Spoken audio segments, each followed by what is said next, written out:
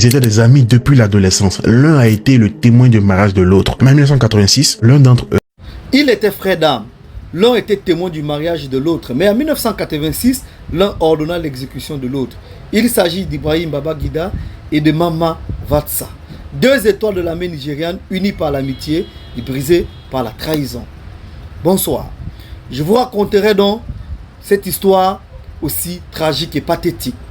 Que s'est-il passé pour qu'une telle amitié aussi solide finisse dans un bain de sang?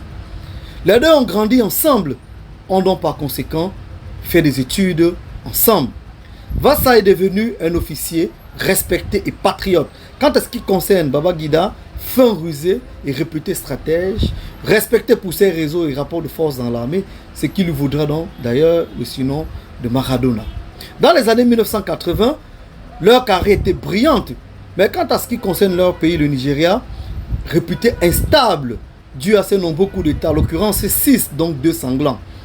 L'un des auteurs phares de cette instabilité était donc Babangida, participant à 3 coups d'État, dont celui de 1966, 1975 et 1983, au cours duquel il plaça au pouvoir le général Buhari, qu'il se chargea lui-même de renverser le 27 août 1985 et installa à la tête de la nation une autocratie dont la manipulation et la corruption étaient généralisées. Malgré toutes les promesses de réforme, de paix et de développement, une année plus tard, après son arrivée au pouvoir, il simula un coup d'État impliquant le général Vatsa.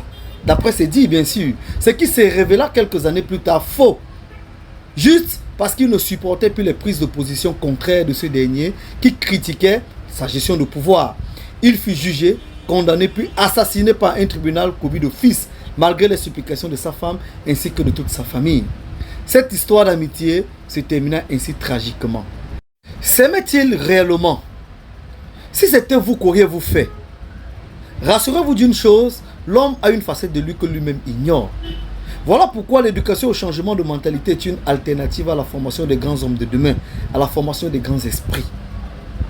La parole de Dieu nous enseigne en nous disant que mieux vaut la fin d'une chose que son commencement. Méditez-en. Sur ce, je vous souhaite de passer un agréable moment, mais également une très belle semaine.